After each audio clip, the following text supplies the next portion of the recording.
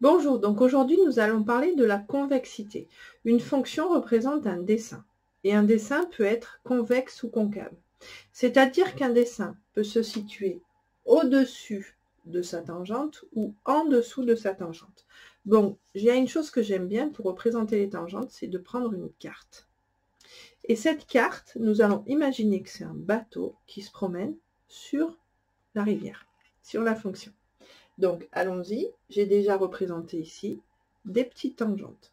Celle-ci représente la tangente à la courbe au point d'abscisse moins 7, 8, 9, moins 9. Ici, nous continuons, voilà.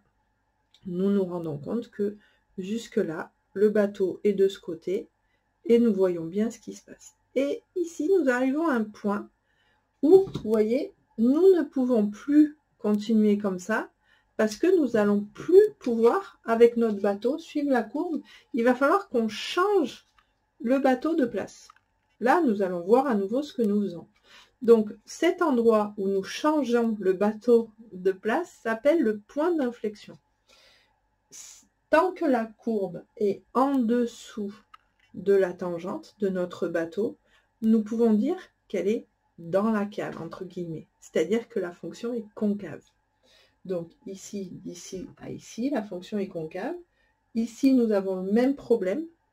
Nous sommes à nouveau obligés de changer la carte de place pour pouvoir voir ce que nous faisons. Donc à nouveau, la fonction est convexe. Donc nous pouvons résumer. Voilà, nous pouvons conclure que la fonction est convexe, c'est-à-dire qu'elle va être au-dessus de sa tangente sur l'intervalle moins 9, moins 6 et sur l'intervalle moins 1, 3. Ensuite, f est concave, c'est-à-dire elle va être en dessous de ses tangentes sur l'intervalle moins 6, moins 1. Bon, moins 1 est mal fait ici. Nous pouvons dire qu'elle admet des points d'inflexion pour x égale moins 6 et pour x égale moins 1. C'est l'endroit où nous changeons notre carte de place. Bonne journée!